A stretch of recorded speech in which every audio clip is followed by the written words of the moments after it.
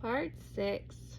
Holden was pale, had bit his lips so hard that there was a thin, red line of blood running down his chin, and he'd wet himself. Every time. It's like she knows. "What happened?" my dad asked from behind me. I managed to swivel away from Holden and look back. He looked. I've never seen my dad scared before, but I saw it that night, in that moment, an old, ugly terror stitched on his face, a parent's fear. "Just Holden?" he mouthed to me. I nodded yes. My dad let out a breath. He looked so relieved I nearly expected him to cheer, but then he turned to Holden and my dad's face changed. I wondered if he felt bad for feeling good, that Holden was the only one that looked. There was a knock at the door. We all froze. Holden whimpered.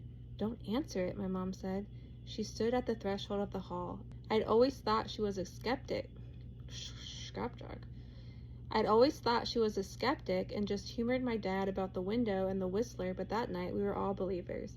I noticed that both of my parents had baseball bats they must have taken from their bedroom.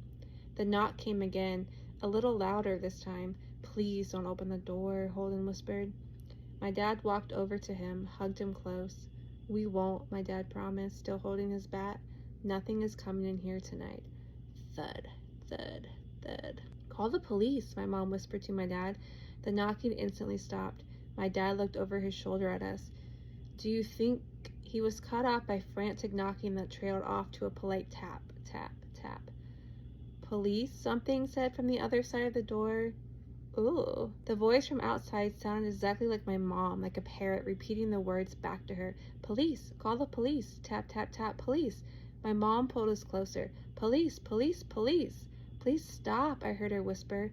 "I don't think calling them will help," my dad said. "How will we know when they're the ones at the door?" The knocking came harder than before. The door shook, then it stopped. After a long moment, I heard the knocking again, but it was coming from our back door. We all turned together toward the back door, but the knocking immediately returned to the front door, front to back to front, loud then quiet, then loud again. Suddenly, the sound was coming from both doors at once, big heavy blows like a sledgehammer. Then something started rapping against all of the windows in the house, then the walls. It was like we were living inside a drum with a dozen people trying to play at once. Or we were a turtle and something was attempting to claw us out of our shell. "Stop!" Holden yelled. The knocking died. "I won't tell," Holden said, staring at the door. "I promise I won't tell anyone what I saw. Just please go away." We waited for nearly a minute, then we heard it, a soft tap, tap, tap coming from the window Holden had looked through earlier.